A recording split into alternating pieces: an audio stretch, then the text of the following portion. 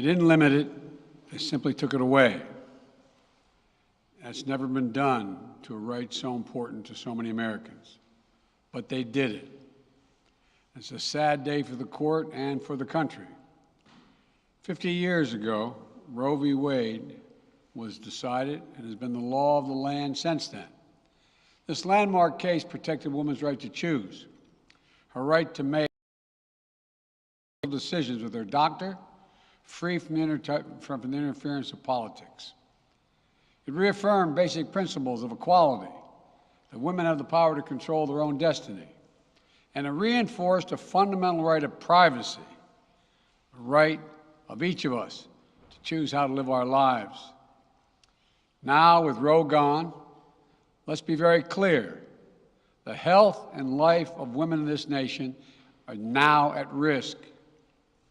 As chairman and ranking member of the Senate Judiciary Committee, as vice president and now as president of the United States, I've studied this case carefully. I've overseen more Supreme Court confirmations than anyone today, where this case was always discussed. I believe Roe v. Wade was the correct decision as a matter of constitutional law and application of the fundamental right to privacy and liberty in matters of family and personal autonomy.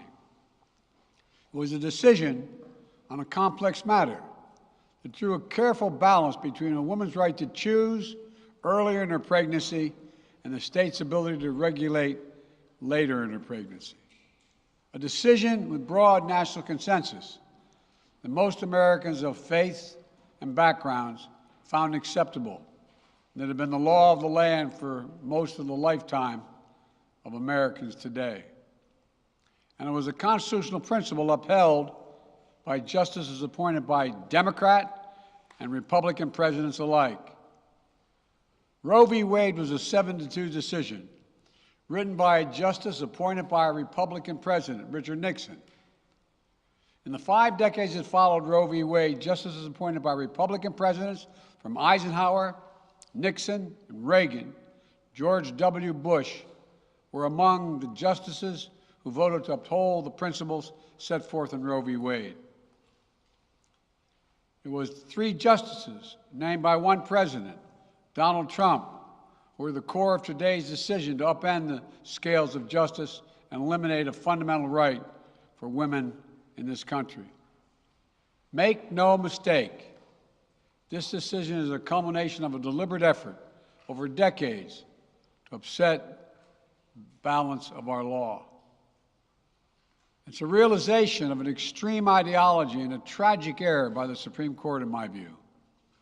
The court has done what it has never done before, expressly take away a constitutional right that is so fundamental to so many Americans that had already been recognized. The court's decision to do so will have real and immediate consequences. State laws banning abortion are automatically taking effect today, jeopardizing the health of millions of women, some without exceptions. So extreme that women could be punished for protecting their health. So extreme that women and girls who are forced to bear their rapist's child, with the child a consequence. It just stuns me. So extreme that doctors will be criminalized for fulfilling their duty to care. Imagine having a young woman have to carry the child of incest as a consequence of incest. No option. Too often the case, the poor women are going to be hit the hardest. It's cruel. In fact, the court laid out state laws criminalizing abortion that go back to the 1800s as rationale. The court literally taking America back 150 years. This is a sad day for the country, in my view. But it doesn't mean the fight's over. Let me be very clear and unambiguous. The only way we can secure a woman's right to choose, the balance that existed, is for Congress to restore the protections of Roe v. Wade as federal law. No executive action from the president can do that. And if Congress, as it appears, lacks the votes to do that now, voters need to make their voices heard. This fall, we must elect more senators and representatives who will codify women's right to choose into federal law once again. Elect more state leaders to protect this right at the local level. We need to restore the protections of Roe as law of the land. We need to elect officials who will do that. This fall, Roe is on the ballot. Personal freedoms are on the ballot. The right to privacy, liberty, equality, they're all on the ballot. Until then, I will do all of my power to protect a woman's right in states where they will face the consequences of today's decision. While the court's decision cast a dark shadow over a large swath of the land, many states in this country still recognize a woman's right to choose.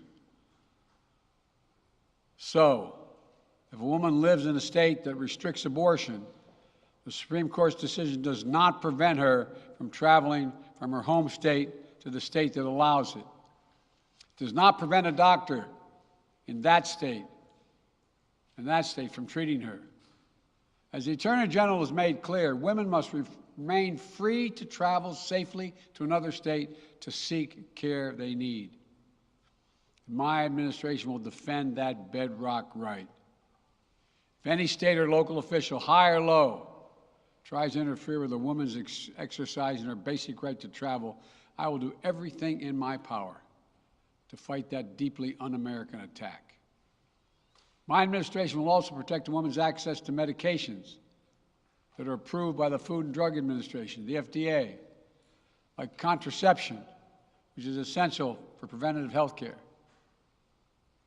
mifepristone, which the FDA approved 20 years ago to safely end early pregnancies and is commonly used to treat miscarriages. Some states are saying that they'll try to ban or severely restrict access to these medications. But extremist governors and state legislators are looking to block the mail or search a person's medicine cabinet or control a woman's actions by tracking data on her apps she uses are wrong and extreme and out of touch with the majority of Americans. The American Medical Association, the American College of Obstetricians and Gynecologists, wrote to me and Vice President Harris stressing that these laws are not based on evidence and asking us to act to protect access to care. They say by limiting access to these medicines, maternal mortality will climb in America. That's what they say. Today, I'm directing the Department of Health and Human Services to take steps to ensure these critical medications are available to the fullest extent possible. And the politicians cannot interfere in the decisions that should be made between a woman and her doctor. And my administration will remain vigilant as the implications of this decision play out.